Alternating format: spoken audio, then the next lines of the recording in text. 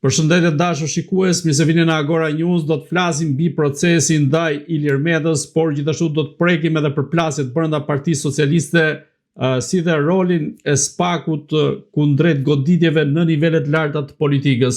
Për diskutuar këto tematika ne kemi të ftuar avokatin e njohur zotin Kujtim Cakrani. Zoti Cakrani, përshëndetje. Përshëndetje, faleminderit ju për ftesën.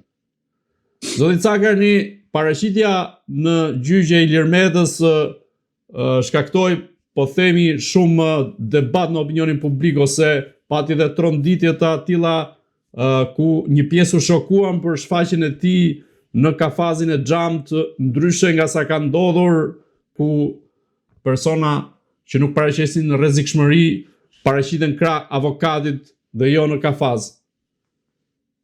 Shiko, së pari për sa i përket pamjes ish presidentit zotit Meta, mua nuk se më bën shumë përshtypje në pikpamja se e shikoj atë çdo javë, dhe për mua nuk është se ka ndryshuar, por do të kuptoni diçka. Zoti Meta po bën 19 muaj në izolim. Flas në izolim, jo thjesht paraburgim. Po flas në izolim total në pikpamja edhe e mungesës të ajrit, mungesës së diellit, ajrimit në tërësi, dhe padyshim duke patur këto mungesa me ambientin jashtë, kuptohet që njeriu pson edhe ndryshime në lëkurën e tij apo në gjithë fizikun e tij. Kështu që zoti Meta ju e pat ashtu sepse jeni mësuar ta shikoni ndryshe, njeri lirë kështu me radhë, por nuk është ky problemi se ai është çik i zbardhur apo është çik më i rrudhur. Sepse ai merret me aktivitet sportiv, se ju e dini sportiv si natyrë ti si formim, dhe aktivitetet sportive padyshim të krijojnë një farë, i thonë asaj, një farë tërheqje në trup, dhe ai është nga ky aktivitet ka humbur dhe pak pesh, sepse në ambientet e paraburgimit o do bësh obez, o do bësh palestër, stërvitje, sport dhe të mbash trupin në formë. Dhe të gjitha kjo lloj qasje, kjo lloj mënyrë jete e organizuar po nga ai vet aty, ka bërë që ne të shikojmë një ndryshim, ju publiku të shikojë një ndryshim tek fiziku i zotit Meta. Përsa kjo përket pamjes së fytyrës vizuale, ai ka qenë i pagjum atë natë, për shkak sepse edhe procesi gjyqësor po vinte dhe ai ka shkruar, ka lexuar pothuajse gjithë natën, dhe kishte një farë, si thon, pagjumësie mund ta quajmë, por nuk është se ka ndonjë gjë, është shumë mirë në pikpamja shëndetësore, i ka parametrat shumë mirë. Padyshim me ndërishë shumë mirë se dhe shkruan, dhe çdo ditë jep intervista të shkruara për media të ndryshme, dhe nuk ka asnjë lloj problemi nga kjo gjë. Unë do shokohesh publiku, duhet ishte shokuar në fakt publiku për sjelljen e qeverisë shqiptare dhe drejt për drejt e kryeministit Rama, i cili ka dhënë urdhër që ai të keqtrajtohet në paraburgim, sepse këtë nuk e them unë, të thot raporti i fundit i Komitetit Shqiptar i Helsingit, por më parë ka dhe 2 raporte të avokatit të popullit.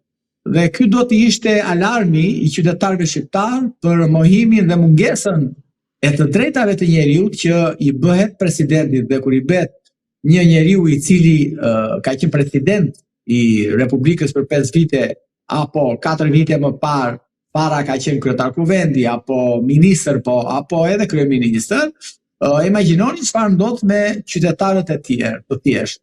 Kështu që unë nga kjo gjë do t'i thosha publikut që ja kam thënë në fakt gjithë të ditë publikut, po ja them dhe me median tuaj që është shumë mirë në pikpamja fizike, mendore, nuk ka asgjë, nuk huan asgjë, asnjë sëmundje.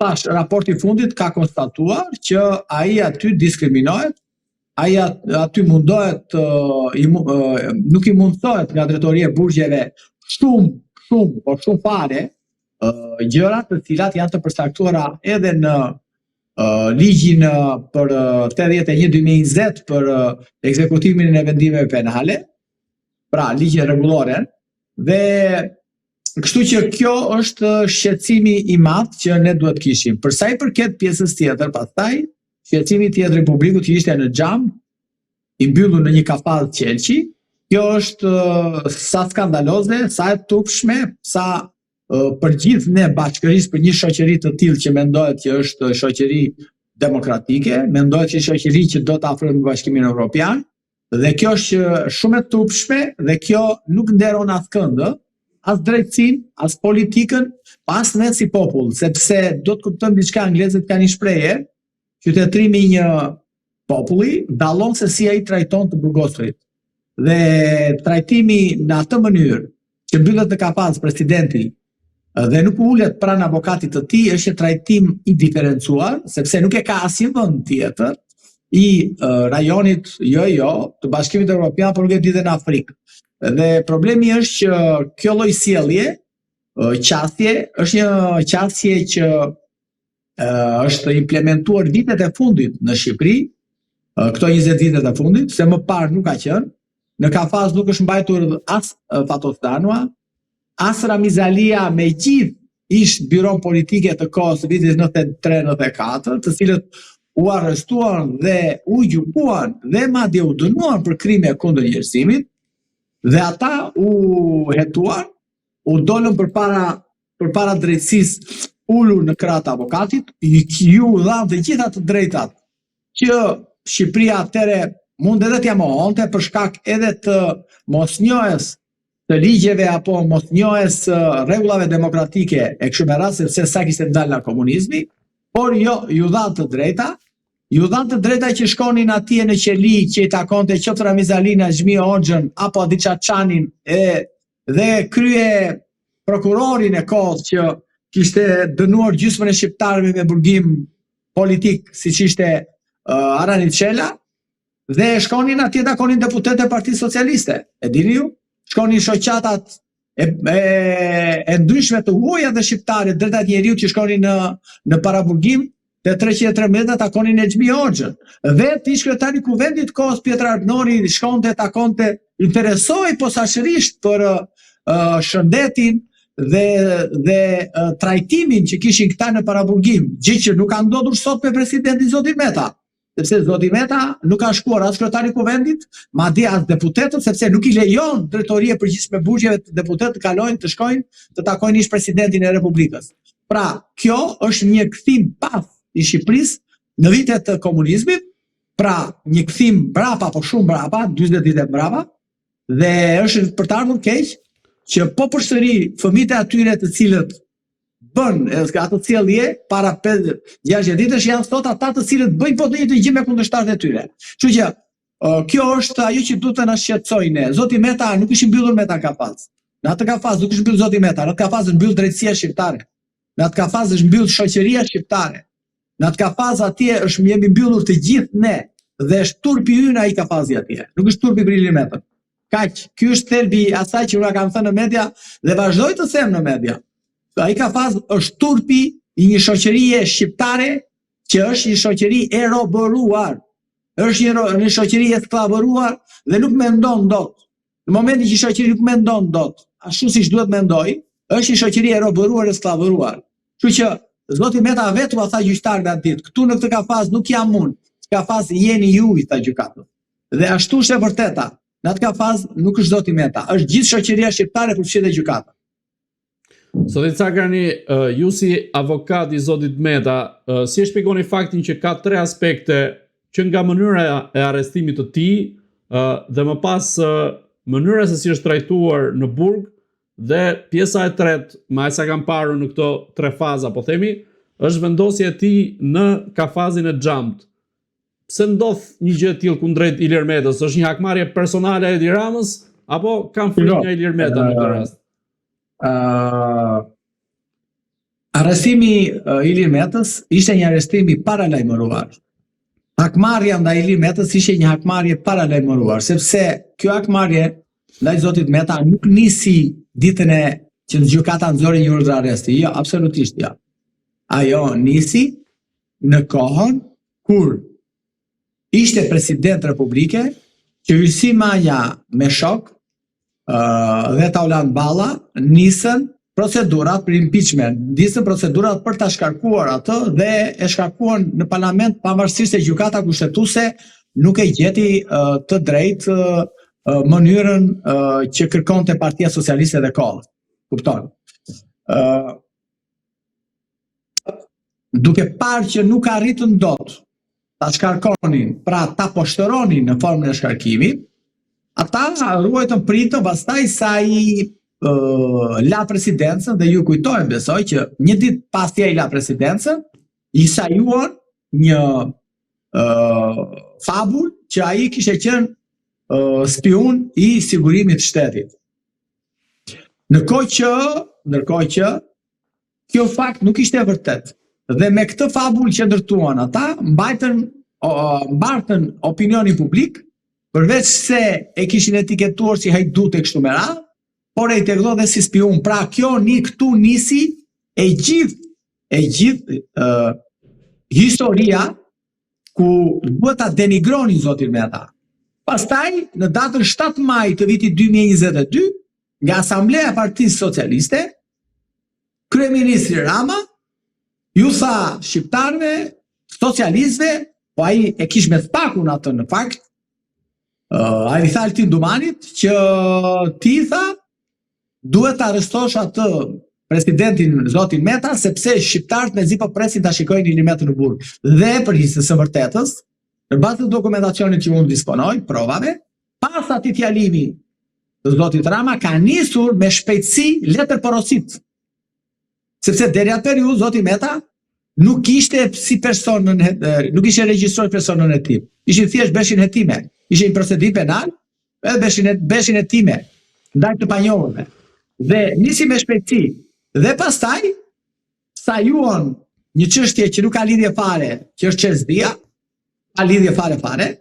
Sajuan çështje ligjit të minierave, që s'ka lidhje fare sepse ligji i minierave e ka propozuar Partia Socialiste, e ka miratuar ajo, e ka çuar në kuvend ajo, e ka mbrojtur Edi Rama në kuvend dhe ka votuar po Partia Socialiste në kuvend. Dhe këtu mban përgjegjësi zoti Meta. Tani, plus pastaj lobimet e historia e kësaj natyre që përsëri nuk ka lidhje zoti Meta sepse janë vendime partie, kryesie, sekretariati, nuk ka lek, nuk vërtetohet. Pra, nisi një prokuroria sajoi një çështje duke bërë një impjant akuzator të montuar qartësisht dhe pastaj arritën tek arrestimi.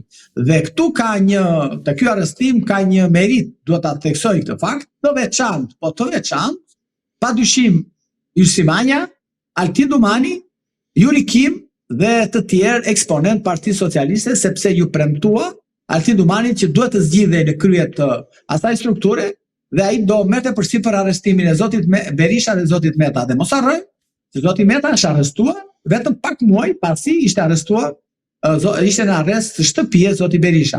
Kështu që kjo është historia e zotit Meta. Arrestimi i tij në atë mënyrë në rrugën kryesore të Tiranës është arrestim barbar dhe siç është arrestimi, ashtu vazhdon dhe paraburgimi sot.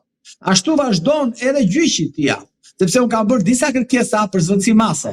Zëvendësimase në kuptimin që provat janë aty, dëshmitarët janë aty, nuk kemi çfarë të fshihem më, paraburgimi po zgjat, sepse është i paraburgim 19 muaj.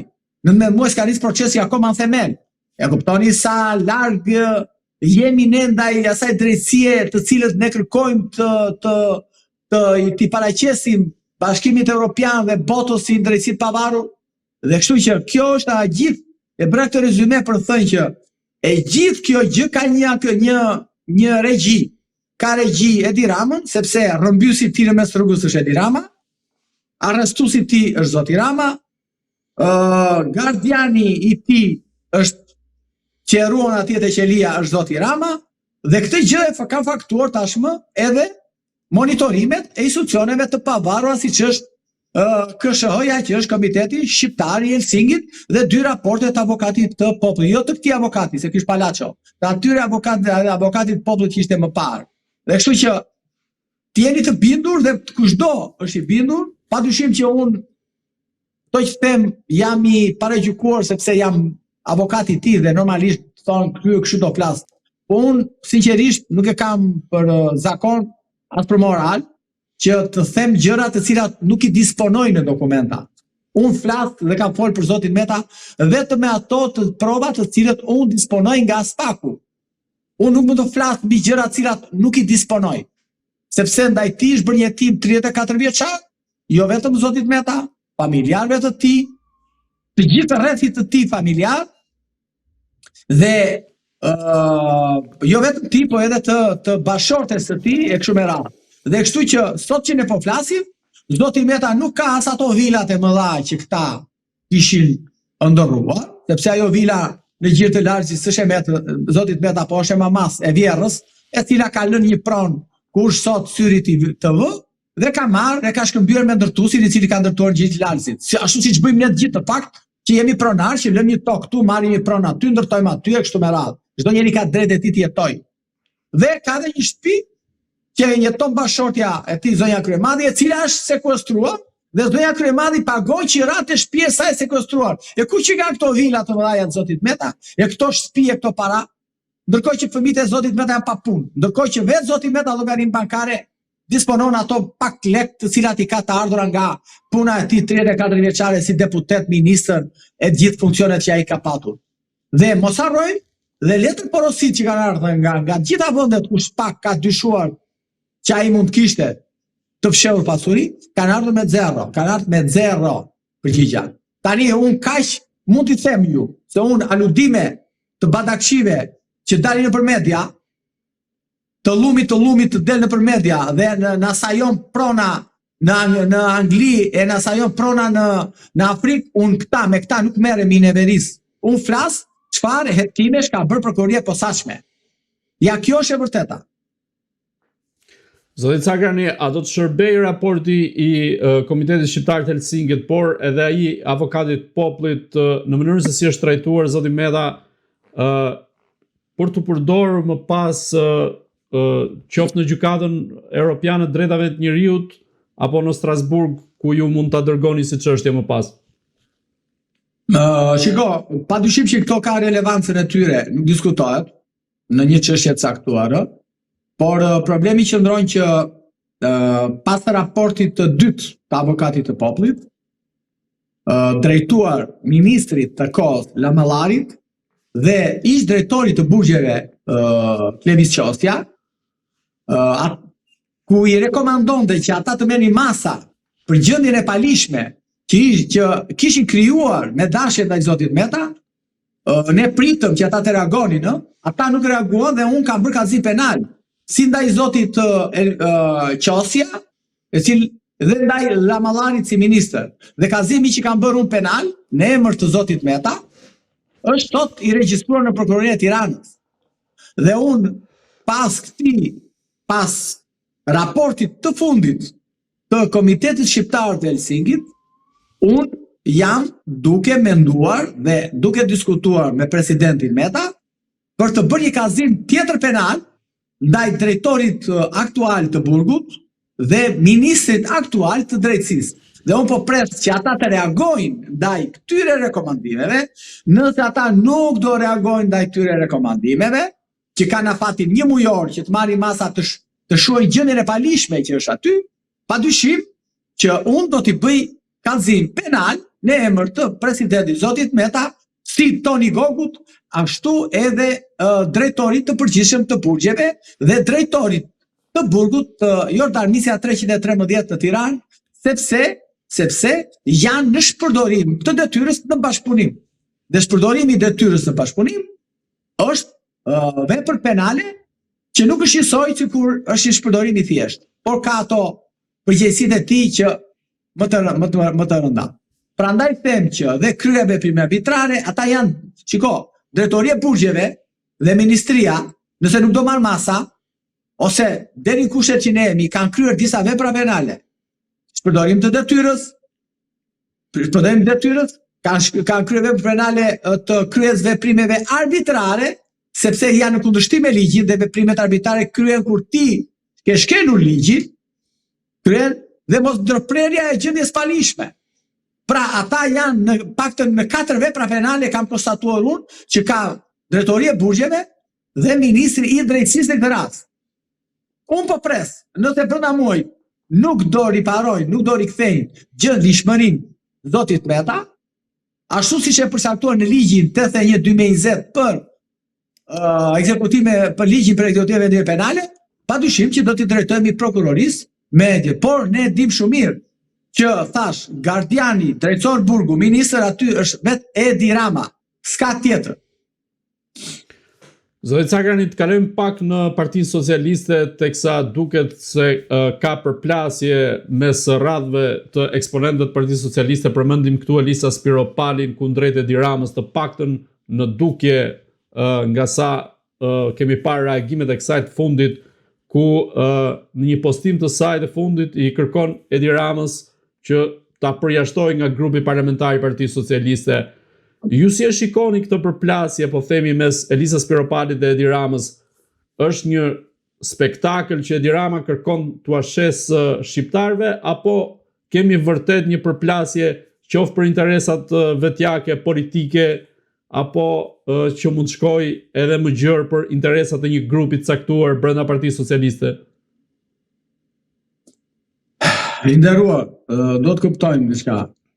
Zonja Spiropali mundet padyshim që për mua gjykimin tim ka të drejtë për të çka ajo mendon dhe pretendon, dhe që padyshim që i artikulon në publik. Por problemi qëndron që Partia Socialiste është një garnizon ushtarak dhe vepron si garnizon. Nuk ka fare asnjë lloj mundësie zonja në fjalë Spiropali që të ndaj grupi parlamentar, po qoftë të ketë edhe një pjesë të elektoratit me vete. Partitë e majta, sidomos partitë që vinë nga lindja, që vinë jam pasarëse të partive komuniste, që është edhe Partia Socialiste e Shqipërisë, janë garnizon, janë parti që i bine vetëm jeshit. Është e pamundur, sepse kultura dhe formimi që kanë në këto, që kanë marrë në këto vende, me regjimin që kaloi, padyshim që ata i bine vetëm jeshit. Sidomos në Shqipëri është akoma më theksuar, sepse ne dim komunizmin shqiptar, e dim njeriu e ri socialist që ndërtoi Eve Roxha për 50 vjet, dhe njeriu i ri socialist është ky sot, që ne kemi, që nuk shkëputet dot nga padroni. Të majtët janë sklever që nuk shkëputen dot nga padroni. Ky është problem shumë i madh në ata. Sepse pranoj sklavërinë e tyre me dëshirë. Të majtët kështu janë. Janë të ndërtuar, pra e pranojnë që t'jenë sklever, e po e thash në këtë mënyrë, kupton, por mund ta themi ushtar, por dhe janë me bindje atje, dhe në momentin që një sklav kërkon lirin, këta sklevrit e tjerë, sepse janë dy lloj sklevrish, ata që punojnë në administratë publike dhe ata që janë në teren. Këta të turren, sepse nuk e duan lirin. Dhe puna e zonjës Spiropali tani. Nuk e duan lirin, nuk e duan, janë mirë këtu ku janë, marrin atë 500.000 lekë, 1 milion lekë, bëjnë atë korrupsionin, janë në ratin e tyre, kanë të sistemuar fëmijë, kanë sistemuar njerëzit e tyre, kanë biznese që i kanë bërë nga korrupsioni dhe nuk do të prishin Terezin. Nuk kemi ne këtu as në Hungari, në asnjë vend tjetër, që politika është parim. Jo, në Shqipëri është politika, është moral, parim dhe moral. Në Shqipëri politika është vjedhje, ai të lë kush vjet më shumë, është më i zoti. Ke dëgjuar si thon? Ai, po është i zoti, ai vjet ka lezet si vjet. E kupton? Dhe kjo është sot në Shqipëri. Tani ne mos u bëjmë tani sikur zonja Spiropali mund të bëjë namin. Absolutisht harrojeni. Është garnizon, është repart ushtarak Partia Socialiste. Të shqyej, nuk kërkojnë të prishin ratin e tyre për interesa as të Shqipërisë, po deshet ju mor. Si thaj, kryetari i grupit. Partia tha mbi Shqipërinë, thaj, kryetari i grupit parlamentar, para ca vitesh. Ja, kjo është pra. Se ne harrojmë, ore, kupton apo jo? Nga vim, ne harrojmë nga vim dhe prandaj përfundojmë këtu ku përfundojmë. Kështu që unë shikoj një flusk sapuni dhe shikoj përpjekje të dështuara mund të jetë të zonjës Spiropali, por është e pamundur të çahet dhe të depërtoj në mendjet e skllëvëve brenda asaj strukture atje. Kjo është e gjithë historia. A ka një grup që fshihet pas Elisa Spiropalit teksa ka aludime se mund të jetë Gramo Zoruçi, Fatmir Xhafaj, pra këta elementët kryesisht Fatmir Xhafaj që ka një lloj përplasje deri diku me Edi Ramën? Shiko, zoti Xhafa për jetën së vërtetës është këndvështrimin tim, nuk është se kam ndonjë njohje me të, masa një nga larg më duket shumë i kamufluar, ose më saktë, unë dalloj tek ai një lloj rebelizmi të brendshëm të cilin ai nuk e ka shfaqur. Edhe pse Rama ndaj tij e ka shfaqur, sepse po të shikojmë të ju kujtohet si ai e nxori jashtë listave dhe për ta nxorë në dera dhe ju funda dritarja për seri grupit parlamentar, por e kam bindjen time këtë që zoti Xhafa nuk e do zoti Rama, por nuk i del do të hapur kundër, por arsye të cilat unë i shpjegova më sipër, sepse zoti Xhafa është i zgjuar, nuk është budolla, nuk është zeqinea, kupton? Dhe e di shumë mirë që një lëvizje e tij hapur kundër Ramës do t'i kushtoj atij qoftë edhe armiku brenda partisë. Dhe kështu që ai punon me mënyra të nëndeshme, por jo hapur, por që nuk e do Ramën për këtë jam i bindur. Po cila është mënyra e rrëzimit të Edi Ramës në këtë rast, të paktën brenda Partisë Socialiste?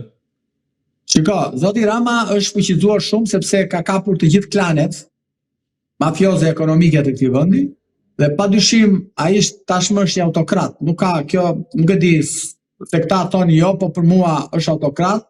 Instituti vetëm e ka cilësuar të tillë Shqipërinë autokraci elektorale dhe 2 vende janë sot në Europë me autokraci elektorale që vjedhin vota për 10 vendet e tyre dhe vjedhin vendet e tyre mbi korrupsion për 10 vota, është ky dhe është Edi Rama dhe Aleksandar Vučić në Serbi.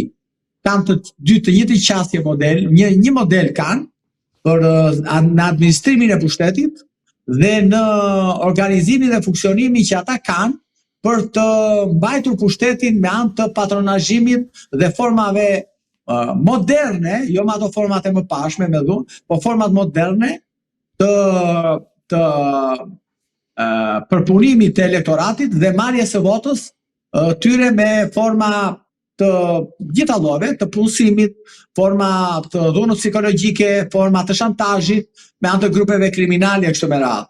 Kështu që unë shikoj zotin Rama deri pak në sot, e shikoj një njeri i cili brenda Partisë Socialiste nuk ka asnjë mundësi, asnjë shans që të dikush të ndërtoj, siç u ndërtua dikur zoti Meta që u shkëput nga Patosnano në Partinë Socialiste dhe bëri grupimin e tij dhe pastaj ndërtoi një rrugtim në një parti të tillë, i cili arriti dhe majat, mund ta quajmë. Kështu që e shikoj të pamundur që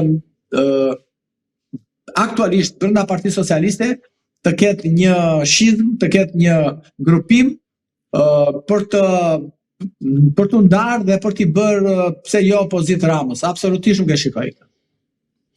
Po sa i përket rastit të Belinda Ballukut, a vazhdon ajo të jetë po aq e fuqishme sa më parë teksa Spaku ka lëshuar 35 urdhër kontrolle ndaj njerëzve të saj të afërt dhe duket sikur po e godet hap pas hapi dhe jo në mënyrë direkte Belinda Ballukun. Në këtë rast Edi Rama është duke dobësuar hap pas hapi, pra dal nga dal, apo ajo vazhdon të jetë ende fuqishme aq sa bindi dhe Edi Ramën për ta mbrojtur në kuvend? Shiko, Donja Balluku është njeriu më i fuqishëm në Partinë Socialiste. Ajo ka menaxhuar në ministrinë e vet miliarda, ka dhënë leje për investime strategjike, leje për të gjitha formave, lloj-lloj bande, lloj-lloj klani, lloj-lloj banditi në Shqipëri dhe në kuptim të kësaj, ajo ka një fuqi qoftë politike, ekonomike dhe padyshim edhe edhe mbrojtje edhe nga bota e krimit. Ajo arriti që drejtuesin e Fierit drejtorisë së policisë Fierit që ajo e përdori për zgjedhje në 2025, arriti ta emëroj si drejtor përgjithshëm policisë së shtetit. Mos harrojmë që edhe zvendësin e saj që kishte, ajo bëri ministër, pra aktualisht ajo vazhdon, komandon, vazhdon drejton në formë të padukshme Ministrinë e Infrastrukturës. Ai që kukull, ai që ka emëruar këta Karakaçi që ai që kukull, por është Belinda aty prap. Belinda është numri 2 sepse Belinda çdo veprim që ka bërë Edi Rama e ka bërë me Belinda Ballukun. Edhe çdo veprim, edhe ato 50 milion euro që ishin një dorë vetëm të tuneli, janë bërë bashkë me Edi Ramën. Dhe në momenti që Edi Rama do ta lëshonte Belinda Ballukun, ka patur frikën e një bashkëpunimi të saj me drejtësinë dhe mund të implikonte zoti Rama. Dhe mendoj që shantazhi që i ka bërë Belinda Balluku Ramës, ku i ka thënë po unë kam bërë, po e kam bërë për tyja, mjafton që zoti Rama të tërhiqet dhe ta mbrojë atë, qoftë edhe nga imuniteti parlamentar. Kështu që kontrollet që janë bërë së fundmi, bashkëpunëtorëve apo njerëzve apo të afërmit të saj, nga prokuroria e posaçme, vinë si rezultat i hetimit që po vazhdon nga kjo prokurori, sepse brendjenin time, çdo një fjalë do t'i shtohet edhe në ditët në vijim, do t'i shtohet akuza e korrupsionit. Dhe prandaj ata po godasin të gjithë afërmit e saj, dhe do jetë akuzë korrupsioni dhe pastrim të produkteve veprës penale, që në fakt është një akuzë e rëndë, sepse parashikon jo vetëm dënim të goxha të madh, por padyshim pastaj do japi llogari edhe për ato që ajo ka fshehur, për parat ku ka shkuar, sepse janë evidente se, shiko, do të kuptojmë diçka, unë jam avokat dhe di si funksionon kjo punë. Nëse ti je ministër apo ke drejton një ministri dhe bëhet aty pabarazi në tendera, atëre pabarazia për çfarë bëhet? Favorizimi për çfarë bëhet? Bëhet për të favorizuar dikë. Pa i dikë pse do ta favorizosh ti? Po ta favorizosh padyshim, sepse do të ka premtuar diçka apo jo. Se ko se favorizon ti ato. Prokuroria e posaçme po fiton ko po merr ko, që për mua gjykimin tim do t'i shtoj akuzat dhe shtimi akuzave kërkon pastaj një jep të drejtën të lishme në si se ka procedura, që të kërkoj pse jo edhe një kërkesë tjetër për heqjen e mandatit parlamentar. Kjo është ajo për të cilën unë mendoj dhe do të ndodhi, jo dyshimet, po kam bindjen e plot që kjo ka për të ndodhur. Zoti Cakani, një ditë më parë u thirr si dëshmitar Taula Mballa në procesin për privatizimin e e-sport klub Partizanit, dhe ndërkohë gjykata ka pranuar edhe kërkesën e SPAK-ut për të thirrur si dëshmitar edhe kryeministri Edi Rama, i cili në kohën e privatizimit të e-sport klub Partizanit ka qenë kryetar bashkie dhe ku ka hedhur dhe firmën në atë rast. Ju se shikoni thirrjen si dëshmitar të Edi Ramës, a është një hap që SPAK-u në këtë rast, drejtësia mund të shkoj edhe në rastet e tjera për ta thirrur sa i përket çështjeve të korrupsionit që tashmë janë denoncuar në vazhdimsi edhe nga opozita? Shiko të them diçka. Zoti Rama, për të sqaruar dhe ju, zoti Rama aty nuk thirret nga prokuroria, nga SPAK-u. Është thirrur si dëshmitar i mbrojtjes. Po, i të panderur. E para. Sepse po të ishte për prokurorinë e posaçme, zoti Rama do të ishte personi i parë që duhet të ishte thirrur si person që ka dieni që në fazën e parë të hetimeve. Çështja Partizani, unë vazhdoj të them, është çështje e montuar. Për mua aty si pronar që jam, mendoj se pronari ka marrë tokën e tij. Ju bë një padrejtësi në vitin 1945, ju mbajt toka 70 apo 80 vite, pronari, unë mbi tokën e pronarit u ndërtuan ca gërmadha, që këta e quajnë kompleksi Partizani, që për mua është një emër terrorist mes Tiranës, dhe u shkatërua, pronari mori tokën. Çfarë do i thuash ti tani atij, si do t'ja vendimi gjykata? Do i thotë që ti pse ke marrë ti tokën tënde? Se ke zhvilluar ti tokën tënde? Po sa shqiptarë kanë zhvilluar tokën e tyre? Sa shqiptarë kanë zhvilluar tokën e tyre? Pa ma thoni një sekond.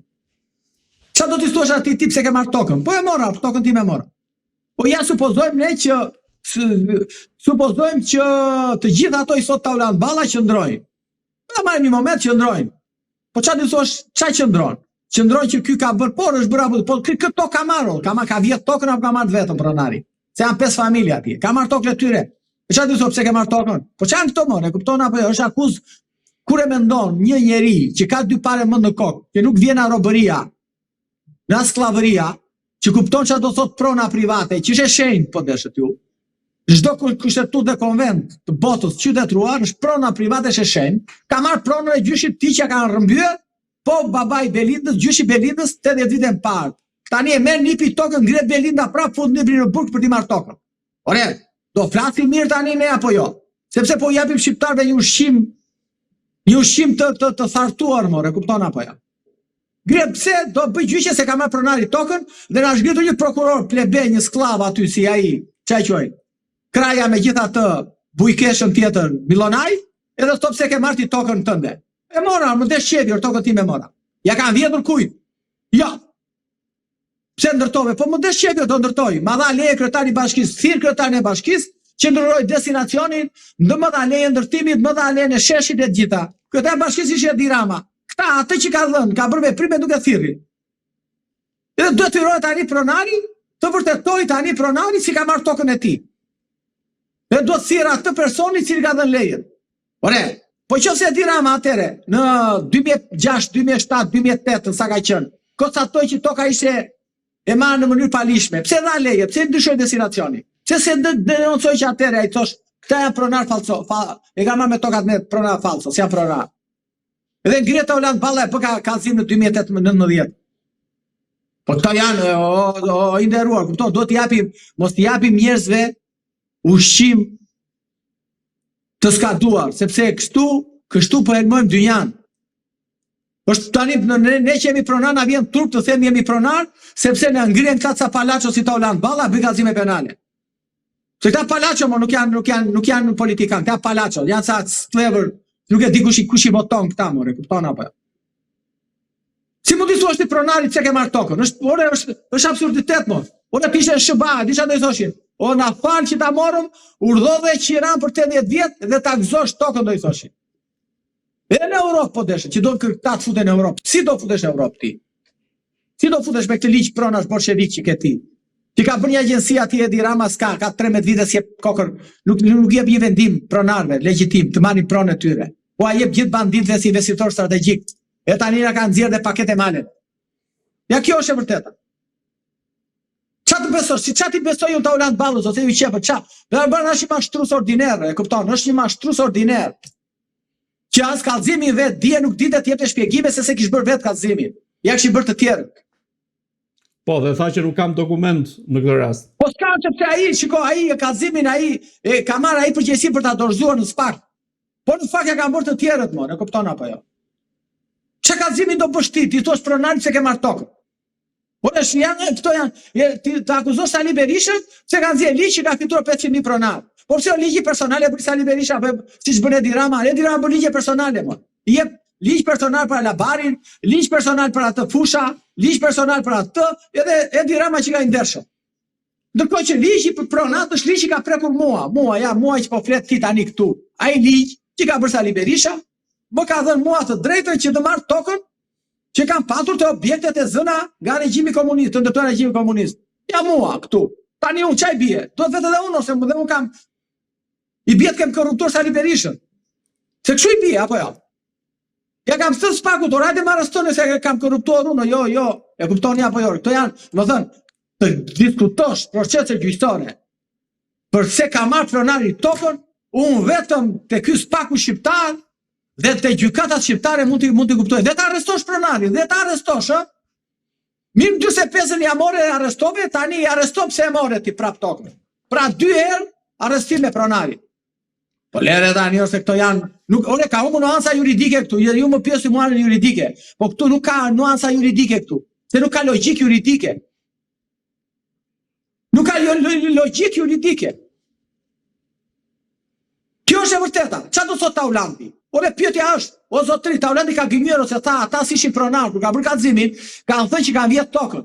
Doni që ajo ishte tokë e tyre, dhe ishte tokë e refuzuar. U tha është janë shpronsuar. Doni që si ishin të shpronsuar. Tani, ai ka bërë kallëzim të rrem.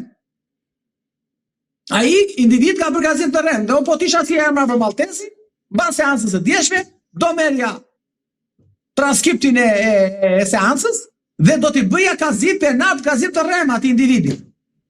Tani, unë e kuptoj Taulantin. Taulanti vjen nga Taulanti s'ka prona, është familje pa prona. Mund të ketë një trung atje ku është nga Shandea, më fal se dhe ju jeni në librazhi, s'dua ta anatemoj librazhin për keq, kuptohet, ëh? Por problemi qëndron që një njerëz që kupton dot pronën private, nuk ka se si të mbroj pronari. Se se kupton dot, more, kupton, është çështje formimi, është çështje o e kjo se ke këtë punë. Dhe urren pronarin pra. Është rritur me frymën e urrëties të pronarit. Dhe vazhdon me atë frymë, pse ta marr pronari, pse zhvilloi pronën pronari. Ndërkohë që Shqipëri s'ka ngel më bandit, pa marr tokat e pronarit dhe i ka zhvilluar. I ka vjedhur me falso po deshën. E sa raste dy në Tiranë të tjera, që kemi denoncuar pa fund. Munë me Tiranës po deshën. Kanë marr tokën e pronarit, banditët me pushtet, që janë afër e Tiranës me falso, edhe ka ndërtuar. Jo më pronari mos ta marri pronari, se s'do Taulanti. Me Tiranën, e kuptoni apo jo? Po lere tani se s'ka kuptim to. Zoti Cakrani, unë ju falenderoj që ishit në Agora News. Faleminderit dhe kënaqësi si gjithmonë.